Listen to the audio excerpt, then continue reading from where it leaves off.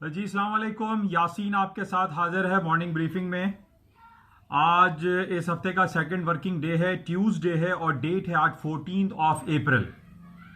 बहुत सारी खबरें आपके साथ डेली बेसिस पे मैं शेयर करता हूं और कोशिश ये करता हूं कि जो इम्पोर्टेंट इवेंट्स हों मार्केट के, और ख़ास तौर पे जिन इवेंट से करेंसी मार्केट हो, चाहे स्टर्लिंग हो, यूरो हो, गोल्ड, सिल्वर, कमोडिटीज़ में क्रूड ऑयल या अमेरिकन स्टॉक्स के हवाले से जो भी इंपॉर्टेंट चीदा चीदा बातें हों वो मैं आपके साथ शेयर कर लूं, जिसका फ़ायदा कहीं ना कहीं आपको अपनी बिजनेस एक्टिविटी में लाजमी होता होगा। और मेरी कोशिश यही होती है कि इसको ज्यादा से ज्यादा मुख्तसर वक्त में और ज्यादा चीजें जो है वो बता दी जाएं। अच्छा, इस वक्त हमारे पास सबसे इंपॉर्टेंट इवेंट जो दो कमोडिटी के हवाले से चल रहा है वो है गोल्ड और दूसरा है क्रूड ऑयल। कल सबसे पहले हम बात कर लेते हैं गोल्ड की मार्केट को। गोल्ड जो कि तकरीबन 8 साल के हाईएस्ट लेवल पर गोल्ड ने हाई कर दिया। आज भी इस वक्त हमारे पास $1725 पर आउंस के हिसाब से गोल्ड की कीमतें चल रही हैं।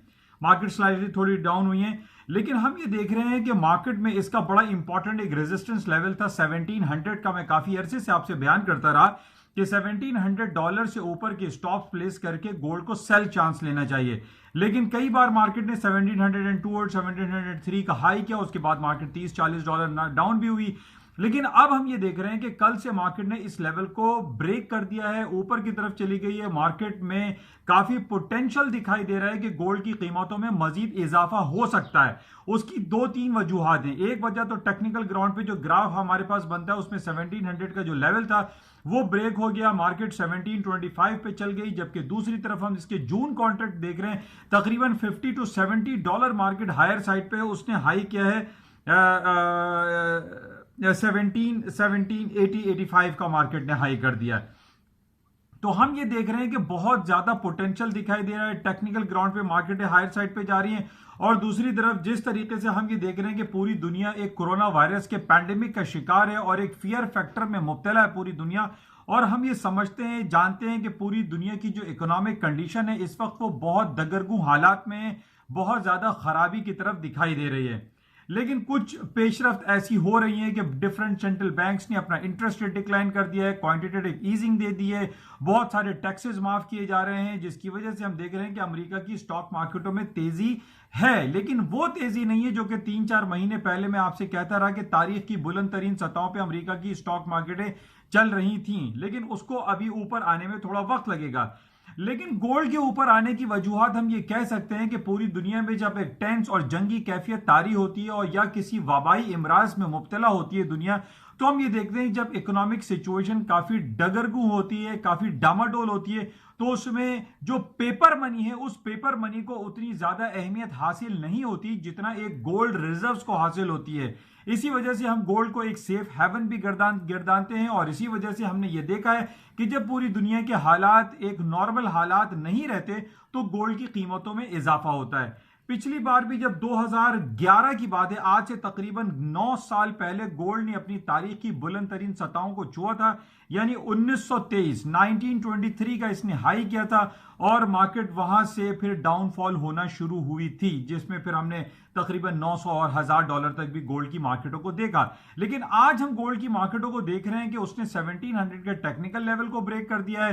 पूरी दुनिया की जो माशी हालात हैं उसके खराब होने की वजह से पूरी दुनिया की जो इन्वेस्टर्स हैं, सरमायादार हैं, वो गोल्ड की खरीदारी में लगे हुए हैं, और वो ये समझते हैं कि दुनिया की कोई भी करेंसी हो, चाहे वो ब्रिटिश पाउंड हो, चाहे वो US डॉलर हो या कैनेडियन डॉलर हो, वो एक पेपर मनी है। पेपर मनी किसी भी वक्त खत्म हो सकती है, तबाह हो सकती है, बेकार हो सकती है, कचरा हो सकती है। जिस तरीके से हमने आज से तकरीबन 10-15 साल भी पहले यह देखा था कि सद्दाम हुसैन की जो करेंसी चलती थी इराक में, उसकी वो वर्थलेस हो गई, बेकार हो गई, और उसकी कोई कीमत मार्केट में ना रही। तो इस फियर फैक्टर की वजह से मैं आपसे ये नहीं कह रहा हूं कि जनाब US डॉलर खत्म हो जाएगा या ब्रिटिश पाउंड दुनिया से खत्म हो जाएगा, ऐसी बात नहीं है। लेकिन फियर फैक्टर जो है वो अप्लाई हो जाता है इन हालात में जब पूरी दुनिया जो है वो कोरोना वायरस पैंडेमिक का शिकार है। तो इस बेसिस पे हम ये देख रहे हैं कि गोल्ड की कीमतों में इजाफा हुआ है और मजीद इजाफे का अंदेशा दिखाई दे रहा है, क्योंकि कोरोना वायरस के केसेस निस्बतन कम तो हुए हैं लेकिन ये खत्म नहीं हुए हैं। जिसकी बेसिस पे गोल्ड की कीमतें टेक्निकल ग्राउंड पे एज वेल एज फंडामेंटल जो अराउंड द वर्ल्ड हमारे पास जो खबरें चल रही हैं उस पर गोल्ड की कीमतें ऊपर की तरफ दिखाई दे रही हैं। टेक्निकल ग्राउंड पे इसका 1700 के नीचे के स्टॉप्स हैं, अगर आप बाय करना चाहते हैं तो 1690 के नीचे के स्टॉप प्लेस करके इसको बाय किया जा सकता है। तो इसके अकॉर्डिंगली आप लोग अपना देखिएगा कि गोल्ड की सिचुएशन, जो गोल्ड की पोजीशंस आपके पास हैं, उसको किस तरीके से हैंडल करना है। अच्छा, दूसरी बात अब हम कर लेते हैं क्रूड ऑयल की। क्रूड ऑयल की कीमतें हम ये देख रहे हैं कि रोज बरोज डाउन होती चली जा रही हैं। कहां $150 का क्रूड ऑयल एक मिलता था आज से तकरीबन 8-10 साल पहले, आज क्रूड ऑयल की कीमतें जो है वो तकरीबन 19, 20, $22 पर चल रही हैं। जैसा कि मैंने आपको पहले भी बताया था कि पूरी दुनिया में different crude oil, WTI crude oil जो हम ट्रेड करते हैं, इसके अलावा डिफरेंट क्रूड ऑयल हैं जिसमें सरे फहरिस्त ब्रेंट क्रूड ऑयल है जो कि लंदन में ट्रेड होता है। इसके अलावा बेतहाशा तेल ऐसे हैं जो कि शेल ऑयल कहलाते हैं, या फिर डिफरेंट नाइजीरिया है, कोलंबिया है, कंबोडिया है, वेनेजुएला है, वो अपने तरीके से डिफरेंट क्रूड ऑयल या डिफरेंट ऑयल प्रोड्यूस करते हैं। वो अपनी मार्केट में डिफरेंट रेट से बेचते हैं। कोई $10 में भी बेच रहा है, कोई $5 में भी क्रूड ऑयल को सेल आउट कर रहा है, कोई $15 में भी सेल आउट कर रहा है। जिस तरीके से हमें पता है कि सऊदी अरामको जो है वो यूरोपियन यूनियन के डिफरेंट कंट्रीज को $15 पर बैरल के हिसाब से क्रूड ऑयल को सेल आउट करता है। तो हम ये देख रहे हैं कि पूरी दुनिया में जो क्रूड ऑयल की कीमतें हैं वो निस्बतन काफी डाउन साइड पे दिखाई दे रही हैं। और उसकी इंडिकेशन जो हमारे पास डिफरेंट, मैं आपसे जिक्र करता रहता हूं कि एक तो कोरोना वायरस पेंडेमिक की वजह से पूरी दुनिया में जहाज खड़े हुए हैं, गाड़ियां खड़ी हुई हैं, हम और आपकी गाड़ियां घरों में खड़ी हुई हैं, पब्लिक ट्रांसपोर्ट चल नहीं रहा है, तो क्रूड ऑयल की या जो एनर्जी रिजर्व्स हैं वो फुल हुए हैं, भरे हुए हैं। वहां पे कहीं जगह नहीं है कि वो अपने रिजर्व्स को कहीं यानी रिजर्व्स कर सके। तो जिसकी वजह से तेल की कीमतें रोज बरोज गिरती चली जा रही हैं। इस वक्त भी मार्केट तकरीबन $22 के करीब चल रही है और इसमें डाउनफॉल का पोटेंशियल ज्यादा दिखाई दे रहा है। जिन बेसिस पे मैंने आपसे ये कहा, एक तो कोरोना वायरस की वजह से पूरी दुनिया शटडाउन और लॉकडाउन का शिकार है, इस वजह से तेल की कीमतें नीचे आ रही हैं। और दूसरी तरफ हमारे पास ये खबरें कि जनाब 2035 में 2035 में बरतानिया या यूरोपियन यूनियन वाले ये कह रहे हैं कि पूरी दुनिया से पेट्रोल को खत्म कर दिया जाए और इलेक्ट्रिक कारें और इलेक्ट्रिक और बैटरियां जो है वो इस्तेमाल की जाएं और गाड़ियां पेट्रोल से बंद कर दी जाएं, क्योंकि क्लाइमेट चेंज की वजह से पूरी दुनिया माहौलियाती आलूदगी का शिकार हो रही है। दो बातें, यानी कोरोना वायरस, क्लाइमेट चेंज, और तीसरा जो हमारे पास सबसे ज्यादा चल रहा है ओपेक प्लस कंट्रीज का एक जंगी कैफियत, यानी रूस और सऊदी अरब इसमें सरफहरिस्त हैं। और सऊदी अरब के पीछे हम कह सकते हैं कि अमेरिका शामिल है और अमेरिका की पॉलिसीज जो है वो अडॉप्ट करता है सऊदी अरब। अब सऊदी अरब और रूस इस बात पे बजिद हैं कि जनाब वो सप्लाई को जारी रखेंगे जब तक अमेरिका अपनी कीमतों को डाउन जो है वो ऊपर की तरफ नहीं लेके जाता, या अमेरिका जो है पैदावार में कटौती नहीं करता।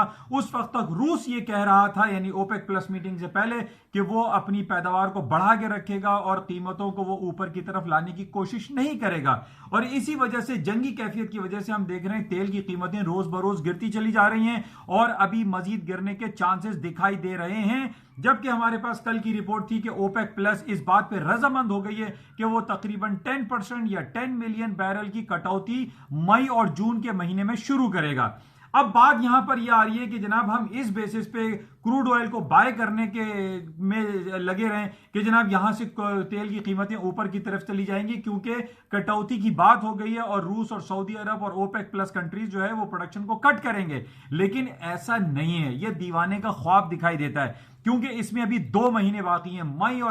मई और जून में यह बात हो रही है कि जो है कटौती की जाएगी। अब इससे पहले हम ये देख रहे हैं कि जब ये प्रोडक्शन को डिक्लाइन करने की बात हुई तो इसमें सबसे पहले मैक्सिको ने मना कर दिया, फिर जनाब कनाडा ने मना कर दिया कि वो प्रोडक्शन को जो है वो कट नहीं करेगा। इसका मतलब है कि मार्केट में सप्लाई बेतहाशा है। अभी 2 महीने में क्या कुछ होगा किसी को कुछ पता नहीं है। हम इस उम्मीद पर क्रूड ऑयल को बाय करना शुरू करते हैं कि नहीं जनाब अब जो है वो कटौती हो गई है और डिक्लाइन शुरू हो गया है तो क्रूड ऑयल की प्राइसेस जो है वो अपसाइड पे चली जाएंगी। नो, हमारे पास जो डिफरेंट रिपोर्ट्स आती हैं जिसमें गोल्डमैन सैक्स सरफहरिस्त है, उसने पिछले दिनों ये कहा था कि तेल की कीमतें $10 तक आ सकती हैं। और गोल्डमैन सैक्स ने ये बात भी कही थी कि जनाब ये 10 मिलियन बैरल की कटौती जो है ये नाकाफी है, ये एनफ नहीं है, इसके बेसिस पे मार्केट जो है हायर साइड पे नहीं जा सकती। तो हम जो डिफरेंट रिपोर्ट्स हमारे पास आती हैं, चाहे वो CNN हो या ब्लूमबर्ग हो या investing.com हो, इसको गौर से देखना पड़ता है और इसको आप अगर जायजा लें तो आपको समझ में आएगा तेल की कीमतों में वो पोटेंशियल दिखाई नहीं दे रहा ऊपर की जानिब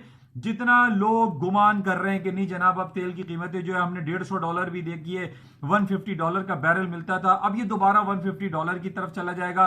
अभी ये मुफ्त भाव है, यानी बहुत सस्ता है, $22 चल रहा है, माल को पकड़ लो फिर ये भाव नहीं मिलेगा। तो ये सारी बातें जो है ये आई डोंट फील कि ये कोई अच्छी बातें हैं, क्योंकि जिस जो 3 पॉइंट मैं आपसे डिफाइन कर रहा हूं कि जनाब कोरोना वायरस की वजह से शटडाउन लॉकडाउन पूरी दुनिया बंद है, प्रोडक्शन बहुत ज्यादा हो रही है, ईरान अमेरिका सऊदी अरब और रूस के दरमियान जो जंगी कैफियत है, फिर ओपेक प्लस वाले कहते हैं कि हम मई और जून में कटौती करेंगे, फिर उसमें मैक्सिको राजी नहीं होता तो कभी कनाडा राजी नहीं होता, तो इसमें एक गंभीर मसला है। तो आई पर्सनली डोंट फील के क्रूड ऑयल की कीमतें बहुत ज्यादा तेजी से ऊपर की तरफ चली जाएंगी, नो। तो बहरहाल ये सिलसिले हैं। अच्छा, इसके साथ अब हम बात कर लेते हैं अमेरिका की स्टॉक मार्केट की। अमेरिका की स्टॉक मार्केट है, कल मैंने आपसे ये कहा था, यानी 2-3 दिन से मैं आपसे कह रहा हूं कि ये ट्रंप साहब कुछ भी कर सकते हैं। ट्रंप साहब पिछले 3-4 सालों से जब से सदर बने हैं मार्केट को चलाने का तरीका इनको आता है। हम ये देख रहे थे कि जनाब जब ट्रंप साहब की हुकूमत आई और उन्होंने ये कहा कि जनाब वो मैक्सिको में दीवार खड़ी कर देंगे, मुसलमानों का आना बंद कर देंगे, और इन बेसिस पे उनका ये मंशूर था। 2016 के इंतखाबात में लोगों का ये गुमान था कि ट्रंप साहब नहीं जीतेंगे और हिलरी क्लिंटन जीत जाएंगी डेमोक्रेट कैंडिडेट, लेकिन ऐसा नहीं हुआ, इसके बरक्स हुआ और ट्रंप साहब जीत गए। अच्छा, ट्रंप साहब के जीतने के बाद लोग ये समझते रहे कि जब अमेरिका की स्टॉक मार्केट तबाहाली का शिकार हो जाएगी, डाउन हो जाएगी, गिर जाएगी, लेकिन ऐसा नहीं हुआ। अमेरिका की स्टॉक मार्केट है पिछले 3-3.5 सालों से तारीख की बुलंद तरीन सतहों को छूती चली गई। उन स्टॉक मार्केट को गिरने के लिए कोई खबर चाहिए थी और वो खबर एक जनरेट की गई, एक उसको बनाया गया और वो हमारे सामने आया कोरोना वायरस पेंडेमिक की शक्ल में। और कोरोना वायरस की वजह से पूरी दुनिया की डायनेमिक्स, फाइनेंशियल डायनेमिक्स, एक पॉलिटिकल डायनेमिक्स, ये एंटायरली चेंज हो गई। जो इकोनॉमिक डायनेमिक्स की बात हम कर रहे हैं वो अमेरिका और पूरी दुनिया की यकसर तब्दील हो चुकी है। आज हम देख रहे हैं कि पूरी दुनिया लॉकडाउन और शटडाउन होने के बावजूद अमेरिका की स्टॉक मार्केटें दोबारा ऊपर की जानिब जाना शुरू हो गई हैं। उसकी 2-3 वजूहात हैं, जिस तरह मैंने पहले आपसे कहा था कि अमेरिका की जो सेंट्रल बैंक है उन्होंने अपना इंटरेस्ट रेट 1.5% डिक्लाइन कर दिया, तकरीबन 0% इंटरेस्ट रेट चल रहा है, और अब ये बात हो रही है कि अमेरिका अपना इंटरेस्ट रेट 0 की तरफ लेके जा रहा है, बल्कि नेगेटिव की तरफ जा रहा है। वो -2.5 -5.5 तक भी इंटरेस्ट रेट जा सकता है, जिस तरीके से स्विट्जरलैंड और जापान में इस वक्त इंटरेस्ट रेट माइनस में चल रहा है, जबकि यूरोपियन सेंट्रल बैंक का इंटरेस्ट रेट 0% पे चल रहा है। तो इन बेसिस पे हम ये देख रहे हैं कि अमेरिका की पूरी स्टॉक मार्केटों ने रिकवरी शुरू कर दी है। अमेरिका और पूरी दुनिया की जो लोग हैं, जो यूरोपियन यूनियन वाले हैं या यूनाइटेड नेशन है या अमेरिका है, वो सर जोड़कर बैठे हुए हैं और मुख्तलिफ लाए अमल इख्तियार कर रहे हैं कि जनाब अमेरिका और पूरी दुनिया की स्टॉक मार्केट को रिकवर किया जाए, वापस की तरफ लाया जाए, ऊपर की तरफ लाया जाए, और ये हो रहा है। और हम यही देख रहे हैं कि अमेरिका की स्टॉक मार्केटों ने ऊपर की तरफ जाना शुरू कर दिया है। मैंने 2 से 3 दिन पहले आपसे ये कहा था कि नेस्डैक का लेवल 7950 के नीचे स्टॉप लगा के इसको बाय करे, मार्केट में पोटेंशियल है, मार्केट दोबारा ऊपर की तरफ चली जाएगी। और आज हम यही देख रहे हैं, वहां से तकरीबन 300-400 पॉइंट मार्केट ऊपर जा चुकी है। और जिस तरीके से पूरी दुनिया के सेंट्रल बैंक्स जो है वो कोशिश में लगे हुए हैं कि कोई कह रहा है क्वांटिटेटिव ईजिंग लाओ, कोई कह रहा है करेंसी नोट छाप दो, कोई कह रहा है कि जनाब जो टैक्सेस हैं या जो जॉबलेस क्लेम हैं उनको ज्यादा दिया जाए, टैक्सेस को डिक्लाइन किया जाए, और बहुत सारी सहूलतें पूरी दुनिया दे रही है। पाकिस्तान भी इसमें दे रहा है। जिस तरह हमने देखा इमरान खान साहब ने हाउसिंग सेक्टर को खोल दिया और ये कहा कि आपके पास कहीं का भी पैसा हो वो आपसे पूछा नहीं जाएगा और आप अपनी जो हाउस बिल्डिंग होम बिल्डिंग में वो पैसा इन्वेस्ट करें ताकि एक माशी पहिया हमारा मुल्क में चल सके। जिसकी वजह से कुछ दिनों पहले हमने कराची स्टॉक एक्सचेंज को भी प्लस में देखा, हमारे हालात भी बेहतरी की तरफ जा रहे हैं। और आज जो हमारे पास डिफरेंट खबरें आ रही हैं उसमें ये कहा जा रहा है कि कैलिफोर्निया और न्यूयॉर्क को जल्द ओपन कर दिया जाएगा। ये शटडाउन और लॉकडाउन वाली जो सिचुएशन वहां पर भी है उसको खत्म करने की कोशिशें की जा रही है, जिसकी वजह से अमेरिका की स्टॉक मार्केटें भी ऊपर की तरफ जा रही हैं। हालांकि पिछले दिनों बहुत ज्यादा ये बातें चल रही थी कि जो एंड्रयू कोमो हैं जो न्यूयॉर्क का गवर्नर है, जो कि पुराना साबका दोस्त भी है ट्रंप का, उसने जो रेसलिंग में लड़ते थे ये लोग आपस में, उसमें भी ये दिखाया कि ये दोनों आपस में कुछ ना कुछ गेम कर रहे हैं, लोगों को समझ में नहीं आ रहा। बहरहाल आज हम ये देख रहे हैं कि न्यूयॉर्क को शट डाउन 100% नहीं किया गया। ये लोगों के जहनों में था कि न्यूयॉर्क जो कि दुनिया का फाइनेंशियल हब है, अगर वो बंद हो गया तो अमेरिका की स्टॉक मार्केट क्रैश और डाउनफॉल हो सकती है, लेकिन ऐसा नहीं हुआ। और आज हम देख रहे हैं कि पूरी दुनिया की स्टॉक मार्केटें ऊपर की तरफ जाना शुरू हो रही हैं और हमारे पास जो डिफरेंट जो केसेस आ रहे हैं कोरोना वायरस पैंडेमिक के, वो केसेस डिक्लाइन हो रहे हैं, अमवात की शरह में कमी आ रही है, जिसकी वजह से स्टॉक मार्केटों में तेजी आ रही है। और आज भी मैं आपको यही इंडिकेट करूंगा कि स्टॉक मार्केट को आप बाय करके चांस लीजिए, सेलिंग नहीं कीजिए। एस&पी, डाउ जोन्स, नैस्डैक को बाय करें, कोई नीचे के स्टॉप प्लेस करें, आर्ली चार्ट्स पे, वीकली चार्ट्स पे या डेली बेसिस पे आप इसकी टेक्निकल्स को देखें, वहां से मार्केट में आपको पोटेंशियल दिखाई देगा। अच्छा, एक इंपॉर्टेंट खबर, बड़ी इंपॉर्टेंट, जो कि हम ये पिछले दिनों समझ रहे थे कि जनाब चाइना में इतना पैंडेमिक फैल रहा है और ये जनाब कोरोना वायरस की वजह से जो है कमी आ रही है। आज आपको मैं इंडिकेशन दे रहा हूं, ये आपको बता रहा हूं कि अमेरिका जो मोबाइल फोन सेल आउट करता है चाइना में, वो 21 मिलियन यूनिट्स थे, मोबाइल के यूनिट्स 21 मिलियन। मैं आपको रिपोर्ट बता रहा हूं, 21 मिलियन टोटल मोबाइल सेल थी इन मार्च के महीने में, और 2.5 मिलियन मार्च के महीने में एप्पल आईफोन जो है वो सेल आउट हुआ है चाइना में। अमेरिका ने बेचा है 2.5 यानी 25 lakh set, 25 lakh set America ने चाइना में बेचे। तो अब आप ये देखिए कि कहां तो हम कोरोना वायरस और हालात के खराब होने का रोना रो रहे हैं, और ये अमेरिका चाइना में 21 मिलियन मोबाइल सेट और सिर्फ 2.5 यानी 25 लाख सेट एप्पल के उसने चाइना में बेचे। और ये कहा जा रहा है कि तकरीबन चाइना की जो रिकवरी है वो 80% कंप्लीट हो चुकी है, 20% होगी, यानी स्टॉक मार्केटों में मजीद तेजी दिखाई दे रही है। अब हालात बेहतर हो रहे हैं। आज और कल अमेरिका की बहुत बड़ी बड़ी कंपनी, जिसमें जेपी मॉर्गन चेस है, जिसमें गोल्डमैन सैक है, इनकी अर्निंग रिपोर्टें आनी है। आज हमारे पास जेपी मॉर्गन चेस और जॉनसन एंड जॉनसन की रिपोर्ट है। इनकी रिपोर्ट्स अच्छी आएंगी या खराब आएंगी ये रात में देखा जाएगा, लेकिन ओवरऑल जो हमारे पास खबरें आ रही हैं उसमें यही कहा जा रहा है कि अमेरिका की स्टॉक मार्केटें रिकवर कर जाएंगी, चाइना 80% रिकवर कर चुका है, हालात बेहतरी की तरफ जा रहे हैं।